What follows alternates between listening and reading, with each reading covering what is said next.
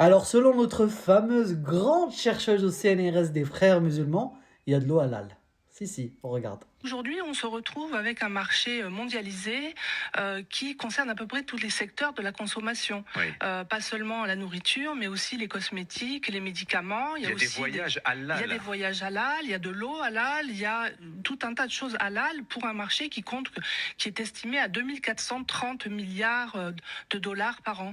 Je vais Donc donner que deux, c'est trois. colossal. Là, on est d'accord qu'elle fait exprès pour s'attirer les faveurs de son public haineux. Sinon, autant de conneries débitées par cette grande chercheuse, ça relève de l'exploit scientifique. Et on est sûr qu'elle a compris le mot en arabe halal. Permettez-moi d'avoir un doute. Selon tous les médias mainstream, c'est une experte en islam et elle parle couramment l'arabe. Alors, je l'ai lu en français, parce que j'ai appris l'arabe, mais je ne le connais pas suffisamment Vous avez appris quel pour le arabe? lire. L'arabe classique. J'avais été en Syrie pour apprendre l'arabe. Le tamam? Comment Kullu tamam?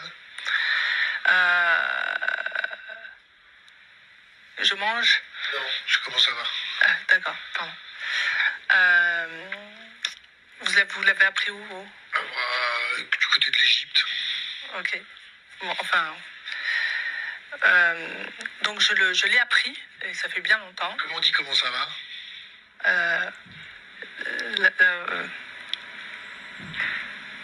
Égyptienne, y a pas de problème. Dizaine. Ouais. Bravo les médias, vous gagnez en crédibilité. Hein. Peut-être qu'elle a appris l'arabe en mangeant du couscous à Barbès. Non mais je dis ça, je dis rien, moi je sais plus. J'essaye de déchiffrer le moment de bascule parce que on voit bien qu'il y a un problème dedans, on voit bien. Moi perso, en tant que musulman, oui j'assume, je sais, de nos jours c'est compliqué, mais j'ai jamais vu une eau halal. Sauf si évidemment elle est contaminée par de l'urine ou je ne sais quoi, des trucs bizarres. Et ça c'est la même chose pour tout le monde.